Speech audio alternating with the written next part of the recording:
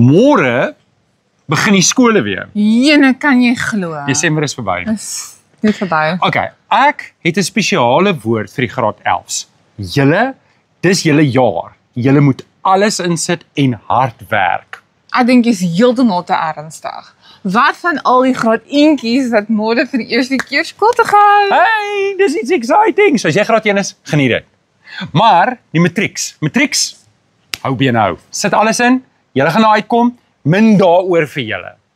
Ja, kan nou as die graad 7 is wat klaar maak met laerskool. Dis is matrieks, net op die vorige fase. En dan het ons graad 8. Hoorie, graad 7 is great. Graad 7 is lekker. Wat van die graad 8? Okay, graad 8, begin met 'n nuwe skool. Dis is scary, nee. Ag, dis lekker. Dit is lekker. Nou okay, ek wil vir julle 'n seënwens gee en Tanya wil vir julle bid. So die Here seën vir jou of jy 'n mamma is, 'n pappa is, 'n graad 1tjie is, 'n graad 7 is, 'n graad 8 is, of graad 11 of graad 12. Die Here seën vir jou en al die ander kinders. Almal wat môre terug gaan skool toe. Die Here seën vir jou. Sit alles in. Doen wat jy doen asof jy dit vir die Here Jesus self doen. Kan jy vir hulle gebed doen? Nou kom ons bid saam. Ag Here, baie dankie dat die voorreg wat ons het om goeie skole om ons te hê. Ons kinders môre skool toe gaan. Ons dink van graad 1 tot voluit tot matriek.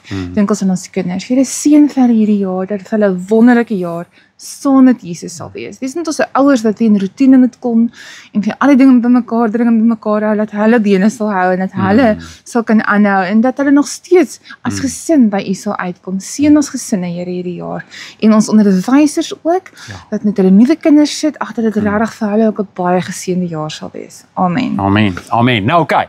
Sondag is dit Onnie Sondag. So of jy dosent is, tersiêr, hoërskool, laerskool, pre-primêr of 'n homeschooler onderwyseres is, ons wil jou Sondag by die kerk sien. Al twee dienste, 8uur en 9:30. Ons wil vir julle kom bid. Die Here seën vir julle. Ek gaan nou swem. Kubai.